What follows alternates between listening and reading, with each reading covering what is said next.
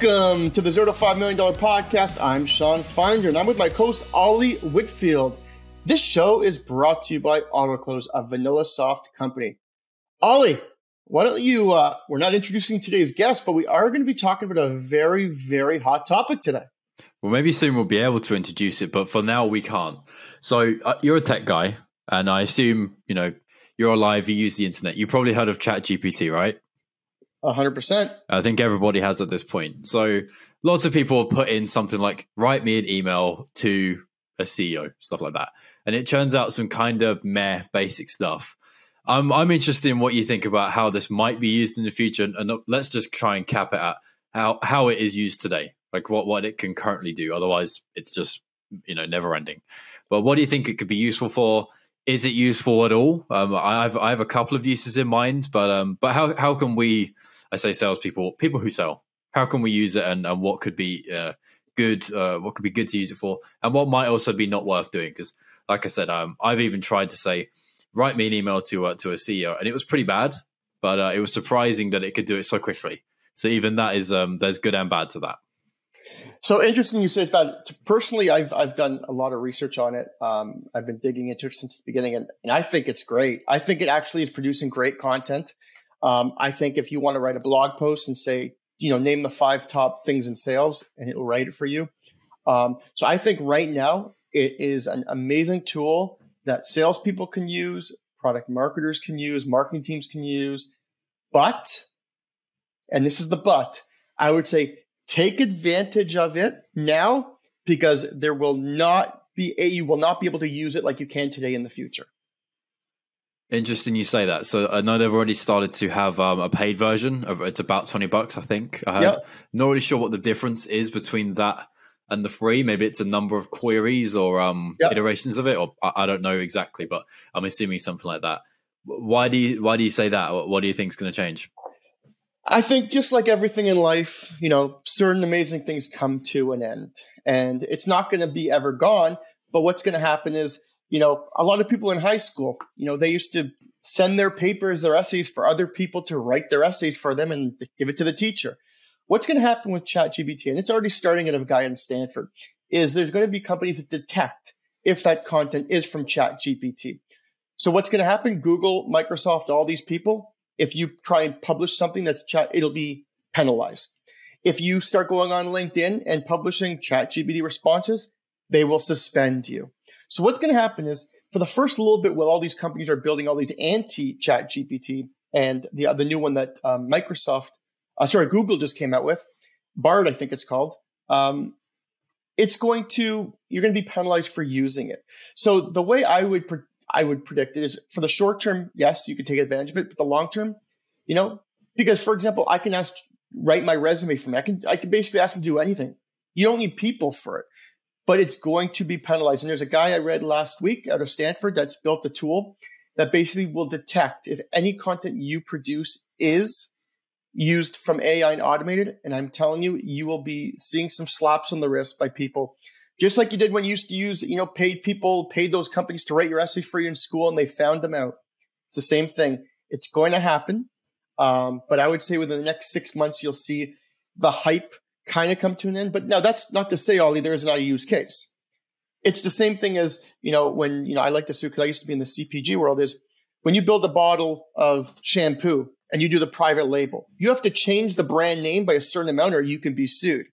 So the same thing's going to happen here, where you can use ChatGPT, but you're going to have it only 15% of them, and you're going to have to do the rest. So it'll be able to assist people, but it's not going to take over jobs, because at the end, everyone will be penalized very shortly. Well, speak for yourself about your exams. I didn't cheat. I mean, I didn't either, but I know people I know there was websites you can literally go on and pay companies to write your essay, and they'll give you an A+ essay. And teachers found out, at some point, anything that's too good to be true comes to an end.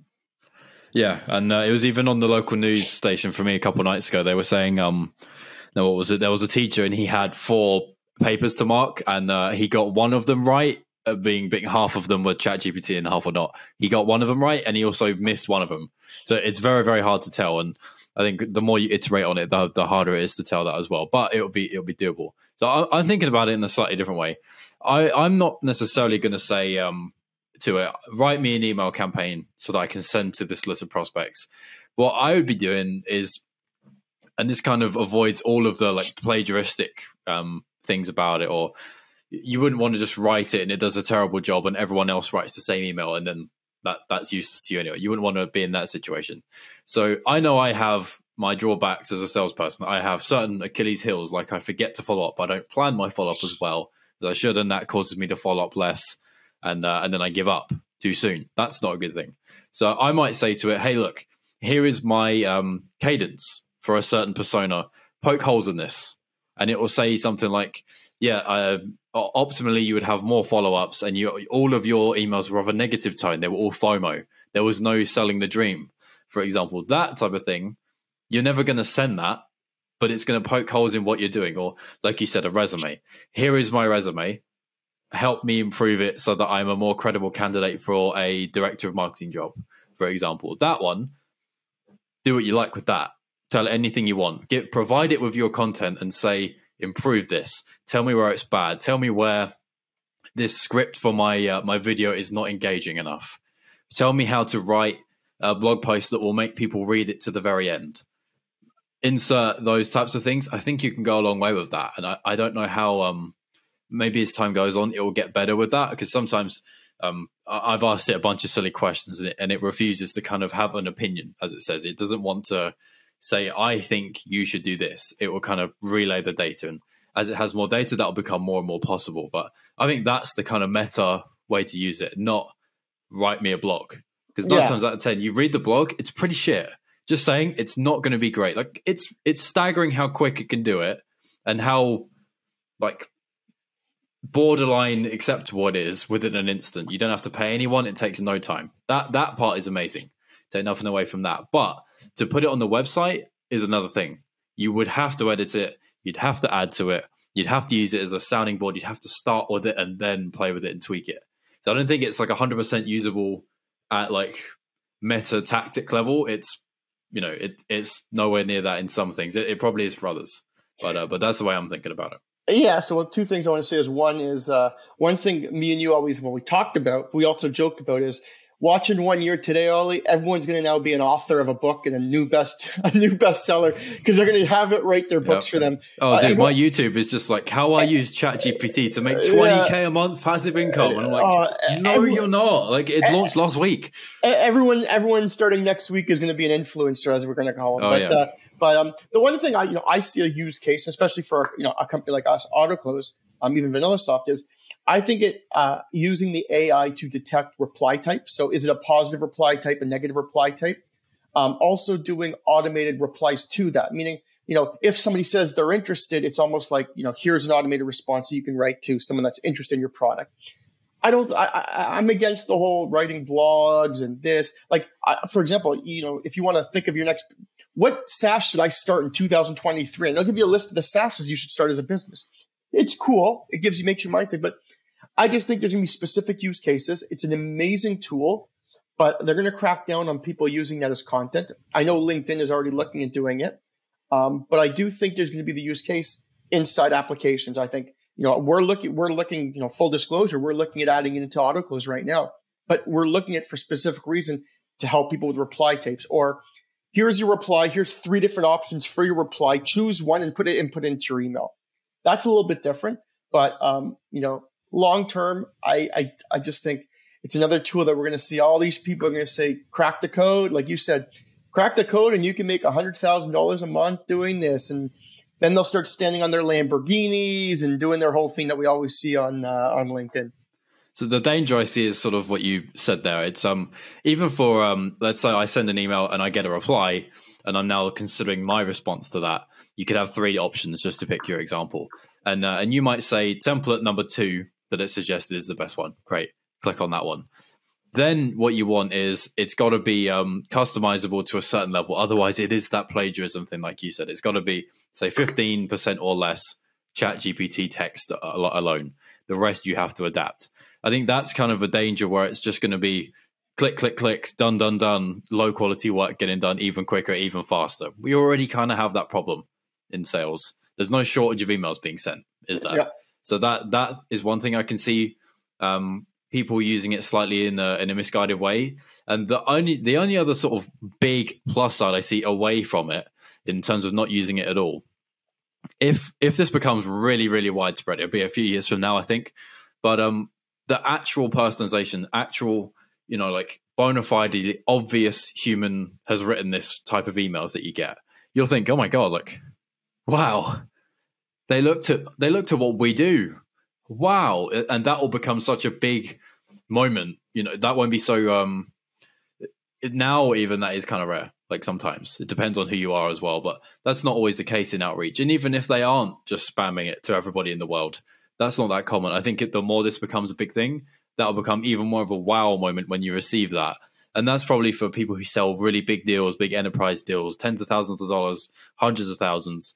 You'll send that to that decision maker at a big company and they'll go, all right, that's actually a person. They might have insight, because that's the one thing this doesn't have. It doesn't have consciousness. It doesn't have experience. It just has information, right or wrong. It's just going to give you something and then you do something with it. But if I have seen whatever in my experience and I can tell Shawn that, and that's of insight and use to him, great. I've got one up on ChatGPT at the moment. So that's my type of thing for it. It's how can I be even more of a standout with this in mind? Yeah, and I'm already seeing it. I mean, I don't know about you, but I'm now noticing, I spend a lot of time on LinkedIn. I'm not as writing as much as I used to and posting as much just because I just didn't have the time right now. But people that used to write 1 to 2 lines as a comment now have 40-line comments on every post. And like, I know you're not writing that. For 10 years, you've been writing 2 lines, and all of a sudden now your replies to a question in a comment is this long. So I think it's being used on all platforms now. I think people are taking advantage of it, but as I said, I don't think it's the long-term solution. I think there's gonna be a lot of crackdown on it, and I think just like SEO and everything penalize you for certain things, Product Hunt penalizes you for promoting it, and spamming people. It's gonna be the same. If they realize you're using it, they're gonna penalize you just like SEO penalizes certain things too. So I think there's gonna be a lot of good use case, like you mentioned, Ollie. But it's interesting. We look back now. 2 years ago, me and you, for example, Ollie, we were talking about crypto. We were investing in crypto together. At the same and time, look where that got me. Yeah, and then we had the NFT craze. Lucky I didn't get into the NFT craze, and I got out of most of my crypto. But NFT craze was out. Everyone wanted NFT. Everyone's making millions, and then it came. It's the same thing. There's a lot of hype right now. There's a lot of apps, businesses being built on that right now. It's not going to go away, but it's not going to be as fruitful as people think. I feel like this one's a bit different. It's so unbelievably useful for a massive amount of things. It's unfathomable how many things you could do with it. I don't even think we've scratched even close to the surface on what you could potentially do with it. You could live your to-do list from it, or ask it to help you with your career, your life, how to send messages, how to approach your team, loads and loads and loads of things. But I think I'm going to try and sort of use it a couple of times a week to help me fill up my weaknesses in the sense of I need to prepare for our team call on Monday. I never write an agenda. I always forget. So let's make an optimal agenda for a team meeting containing 7 people with 5 key points and enough time for everyone to talk. Yep. That, if it can do that, and I'm sure it can, would be amazing for me. That's a huge weakness of mine. So I might try it like that. I don't necessarily think it's going to be, I need to send more cold emails and my reply rate sucks. Let's use it. I don't think that's going to help me. And probably even if it does, I think it would be like lightning in a bottle once. I think that the way that this stuff works, let's take a cold call example. The meta thing at the moment is, hi, Shawn, I know I'm calling you out the blue. Can I take a minute to tell you why I called? Kind of permission-based opener. Yeah. In a while, that won't be the best thing anymore, and ChatGPT won't know that unless it has the data to say so. It will never be able to tell you what is next. It will tell you what is. Yep. And that's always the problem with it. It will never. The shelf life will always be the shelf life. So I think that's the problem with that bit of it. You kind of got to use it for you and not for what you're putting out, I think. Yeah, and it'll be interesting to see once we go and we start seeing a lot of similar comments, similar posts, similar stuff going out, that everyone's using the same thing and typing in the same thing. Listen, it's not going away. It's going to be an interesting 60 months, maybe 18 months. But I think there's going to be a lot of change. And I think the technology is cool. I think, for example, if you could read an email and say, is this email price focused, product focused, this focused, different things about the email, positive reply, negative reply, those things will be cool. But, just to basically, get someone that's lazy, that doesn't want to write a blog post and have it do it for it. I mean, I don't know. I don't think it's going to work out long term. I'll leave you with one final funny thing about it then. So I asked it, write me a Tinder message to send to my new match that I haven't messaged yet. I told her a little bit about the person's profile. I told it about it, and tell me what I should say. Any guesses? Well, I guess that's why we had no dates this week, Ollie. Is that true? Next weekend I've got one, but any guesses what it told me to say? No. So it's I had to specify that I'm a British person from wherever, and it lent way too hard in on that. So it stereotyped me as like a 1800s British guy. So it started something like, "Hello, governor, top of the morning, me old mates." And I just thought, oh God, I can't send that. Like, she's gonna call the police. I'm not doing that. So not quite there for dating apps just yet. So just saying, in case you've thought about that. That's so funny. Well, listen, I think this is a great topic. It's probably another topic, something we might want to re-engage and do another one in about 3-4 months to see if anything has changed. But I want to thank everyone for joining us today. This has been an absolute blast and a great topic that's very hot right now. Also, thank you for everybody who's listening. If you enjoyed the show, don't forget to give us that 5-star review and leave a review wherever you're listening from, and subscribe so you don't miss the next show. Ollie, thank you once again, and great talking to you.